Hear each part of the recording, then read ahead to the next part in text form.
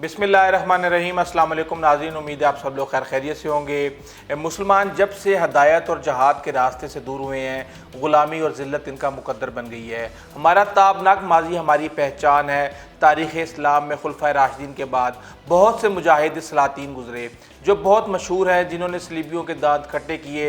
इनमें सलाहुद्दीन अयूबी, सुल्तान नूरुद्दीन जंगी, सुल्तान रुकनुद्दीन बैबरस और सुल्तान एल्प अरसलान वगैरह शामिल हैं। मज़ीद तफ़सीलात से पहले प्लीज़ आप इस चैनल को सब्सक्राइब कर लें, बेल आइकॉन का बटन प्रेस कर दीजिएगा और अगर आपको वीडियो पसंद आया तो शेयर ज़रूर कीजिएगा। मैं तारीख़ इस्लाम से एक ऐसी अजीम मुजाहिद का जिक्र करने जा रहा हूँ जिनके नाम से बहुत कम लोग वाकिफ़ हैं, जिन्होंने मुसलमानों की आज़ादी की जदोजहद के लिए जहाद का रास्ता अपनाया और बहुत सी कुर्बानियाँ दी, और इस तरह मुसलमानों के लिए एक रोशन दौर का आगाज़ हुआ।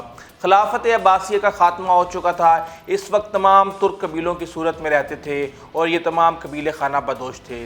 ये सफ़र करते और जहाँ सरसब्ज़ इलाके देखते वहाँ पर आबाद हो जाते। इनमें एक काई कबीला था जो अफराद के लिहाज से काफ़ी मजबूत और ताकतवर जाना जाता था।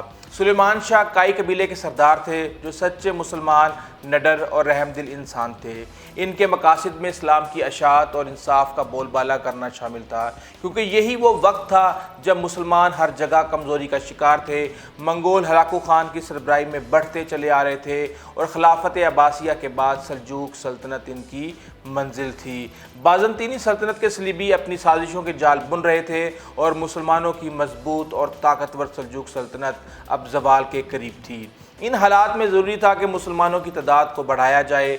सरदार सुलेमान शाह के 4 बेटे थे जो बहुत बहादुर और जंगजू थे। सुलेमान शाह तमाम तुर्क कबाइल को मुत्तहिद करना चाहते थे ताकि मुसलमानों को सलीबियों की रेशा दवानियों से बचाया जा सके। शाम के इलाके पर सुल्तान सलाहुद्दीन अयूबी के पोते सुल्तान मलकुल अज़ीज़ अयूबी की हुकूमत थी। जब अनातोलिया में सल्जूक सुल्तान अलाउद्दीन के कबाद की हुकूमत थी तो सलीबी दोनों सुल्तानों को आपस में लड़ाना चाहते थे ताकि इस खित्ते में मुसलमानों को कमज़ोर करके इनका खात्मा कर सकें। सरदार सुलेमान शाह ने इन साजिशों को ख़त्म करने में बड़ा अहम किरदार अदा किया, जिसकी वजह से अयूबी सुल्तान जो है ना वो काई कबीले के दोस्त बन गए और सल्जूक सुल्तान की भतीजी हलीमा सुल्तान की सुलेमान शाह के बेटे अर्तुगरुल से शादी हो गई। सरदार सुलेमान शाह की वफ़ात के बाद अर्तुगरुल काई कबीले के सरदार बने। वो बहुत ज़हीन और बेहतरीन जंगजू थे। जहादी सोच विरसे में मिली और इन्होंने सरदार बनने के बाद सलीबियों का डट कर मुकाबला किया, ये साजिशों को नाकाम किया और इनके मशहूर किले कारा चाहसार को फतह किया। बहादुरी, शुजाअत और वफादारी की वजह से सुल्तान अलाउद्दीन के कबाद ने अर्तुगरुल गाजी को तमाम अगूस कबाइल का सरदार आला और अनातोलिया के सरहदी इलाके जो बाज़ंतीन के करीब थे का निगरान बना दिया।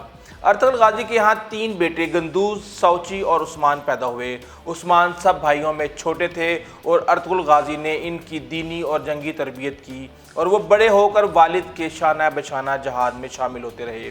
अर्तुगरुल गाजी एक मकसद के लिए लड़ रहे थे और उन्होंने मंगोलों के बड़े बड़े सिपा सलार कत्ल किए, जिनमें नोआन और आलनचिक मशहूर हैं। नोआन मंगोल बादशाह ओक्ताई खान का राइट हैंड था और ओक्ताई खान चंगेज़ खान का बेटा था और इस ओक्ताई का बेटा हलाकू खान था जिसने बगदाद रौंदा और जिसने बगदाद में जुल्म की तमाम सरहदें पार कर दी और बगदाद की गलियों में खून भर गया और दरिया फरात सुर्ख हो गया। नोआन को शिकस्त देने के बाद अर्तुगरुल गाजी अपने कबीले को लेकर सोगत आए जो कुस्तुनतुनिया यानी कॉन्स्टेंटिनोपल के करीब था और पहले वहाँ बाज़ंतीन की जो है ना एक अहम किले को फतह किया जो मैं आपको पहले बता चुका हूँ और यहीं तमाम तुर्क कबीलों को इकट्ठा किया। जिस अनातोलिया में ये तुर्क कबाइल पहुँचे थे वहाँ बहुत अरसे से कई नस्लों और मज़ाहिब के लोग आबाद थे, जिनमें यहूदी, आर्मीनियाई, कुर्द, यूनानी और अरब शामिल थे।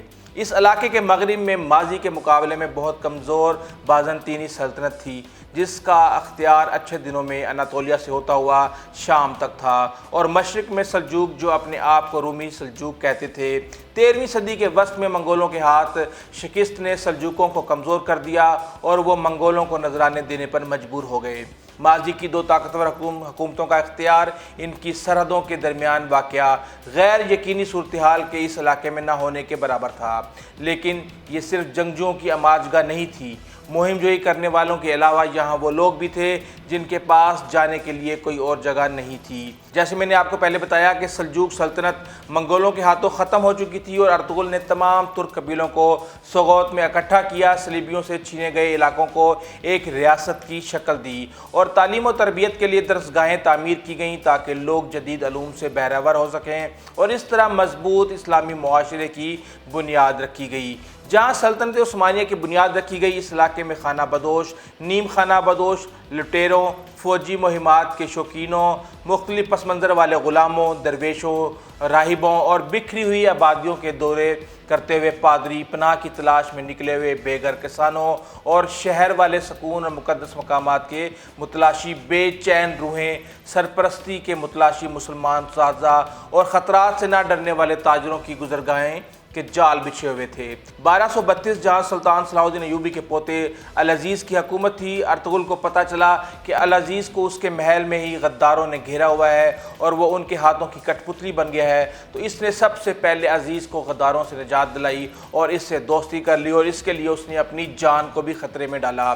اس کے بعد سلطان علاء الدین کی بھتیجی علیمہ سلطان سے اس کی شادی ہو گئی اور ایوبیوں اور سلجوقوں میں دوستی کرائی۔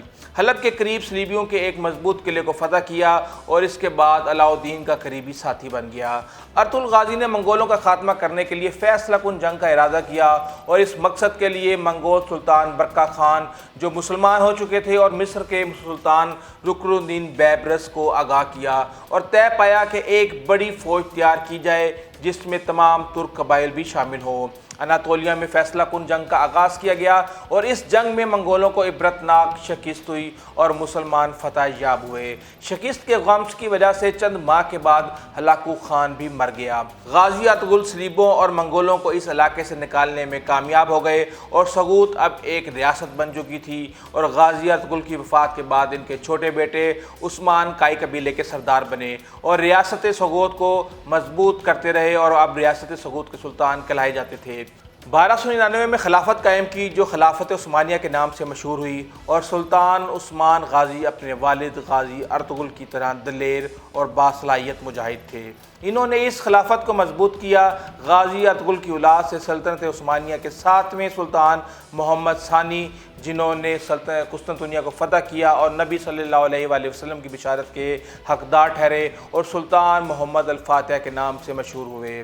اپنے عروج کے زمانے میں 16ویں اور 17ویں صدی میں یہ سلطنت 3 بر اعظموں پر پھیلی ہوئی تھی جو جنوب مشرقی یورپ، مشرق وسطیٰ، شمالی افریقہ کا بیشتر حصہ اس کے زیر نگی تھا، اور اس عظیم سلطنت کی سرحدیں مغرب میں آبنائے جبرالٹر، مشرق میں بحیرہ قزوین اور خلیج فارس، اور شمال میں آسٹریا کی سرحدوں سلواکیہ اور کریمیا جو کہ موجودہ یوکرین ہے سے جنوب میں سوڈان، صومالیہ اور یمن تک پھیلی ہوئی تھی۔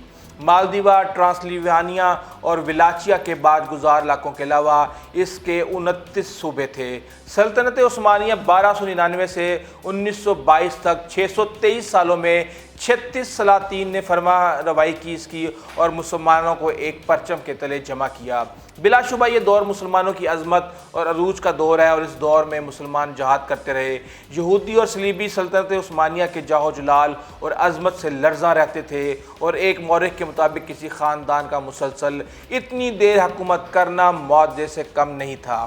اسی خلافت نے اپنے دور میں مسجد نبوی، مسجد الحرام، گنبد خضرا کی جدید تعمیر کروائی۔ اس کے علاوہ اور بہت سے وہاں پہ کام کروائے گئے۔ مکہ مکرمہ تک ایک عظیم الشان نہر بنوائی گئی، وہاں پر ٹرین بنائی گئی۔ حضور صلی اللہ علیہ وسلم کے جو مزار تھا اس کے گرد شیشہ پلائی ہوئی دیوار کا کام بھی انہوں نے ہی جو ہے نا سر انجام دیا۔ اور آج کل ارطغرل غازی کا ڈرامہ پاکستان ٹیلی ویژن پر نشر کیا جا رہا ہے اردو زبان میں۔ میں نے یہ ڈرامہ آج سے 1 سال پہلے دیکھا تھا، اور میں ایک ایپیسوڈ اپنے دوستوں کے ساتھ میں اسلام آباد گیا ہوا تھا، اور وہاں پہ میں نے ایک ایپیسوڈ دیکھی، اور اس کے بعد مسلسل 3 ماہ تک میں نیٹ فلکس پر فلم دیکھتا رہا جو کہ ترکش زبان میں تھی، اور اس کی نیچے ٹرانسلیٹ چلتی تھی۔ اس ڈرامے نے ایک دفعہ میں نے دیکھ لیا تو اس نے اتنا زیادہ اپنے اندر جو ہے نا ایک طرح سے محو کروا لیا کہ آپ رات کو سوتے ہوئے بھی ارطغرل غازی کے خواب دیکھ رہے ہوتے تھے، اس حد تک۔ اور اس کے اندر آپ جب اس پہ آپ عمل کرتے ہیں، اس کو دیکھتے ہیں، تو آپ کو پتہ چلتا ہے کہ ایمان کی طاقت کیا ہے،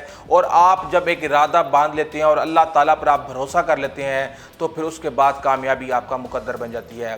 اگر آپ کو ہماری ویڈیو اچھی لگی ہے تو پلیز آپ ہمارے چینل کو سبسکرائب کیجیے گا، بیل آئیکن کو پریس کیجیے گا، اور اپنے دوستوں اور کاربار ہمسایوں کو خاص خیال رکھیے گا۔ آئندہ تک کے لیے اجازت دیجیے، اللہ حافظ۔